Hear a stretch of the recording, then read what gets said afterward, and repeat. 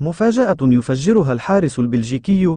أخطر البلجيكي تيبو كورتوا نجم حراسة مرمى ريال مدريد النادي الملكي بأنه لن يشارك في يورو 2024 رفقة منتخب بلجيكا في مفاجأة هامة وقرار مصيري. وأفاد راديو ماركا بأن البلجيكي المصاب منذ بداية الموسم الكروي الجاري أخطر الميرينجي بأنه يضع التعافي من إصابة الرباط الصليبي كأولوية ولن يلتحق بمعسكر منتخب بلاده في ألمانيا لخوض مسابقة اليورو. وذكر المصدر ذاته أن كورتوا قرر أن يركز في الفترة المقبلة على أداء التمارين برفقة مدرب حراس ريال مدريد لويس لوبيس، ويتمنى أن يتعافى بأسرع ما يمكن ولا تتأخر عودته إلى الملاعب أكثر.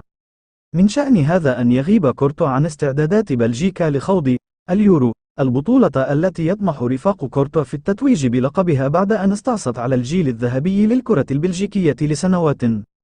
من شأن هذا أن يفاقم مستوى المشكلات التي يعانيها كورتوا مع منتخب بلجيكا، خصوصا بعد بطولة كأس العالم الأخيرة التي أوضحت وجود شقاق كبير في غرف الملابس داخل الشياطين الحمر. كان كورتوا واحدا من أهم أسبابه، وكان كورتوا قد تعرض للإصابة بقطع في الرباط الصليبي للركبة فقط قبل يومين من انطلاق الموسم الكروي الجاري 2023 إلى 2024، ويفترض أن يغيب حتى نهاية الموسم، لكن الملكي يتمنى أن يحظى بعودة أقرب لحارسه المميز.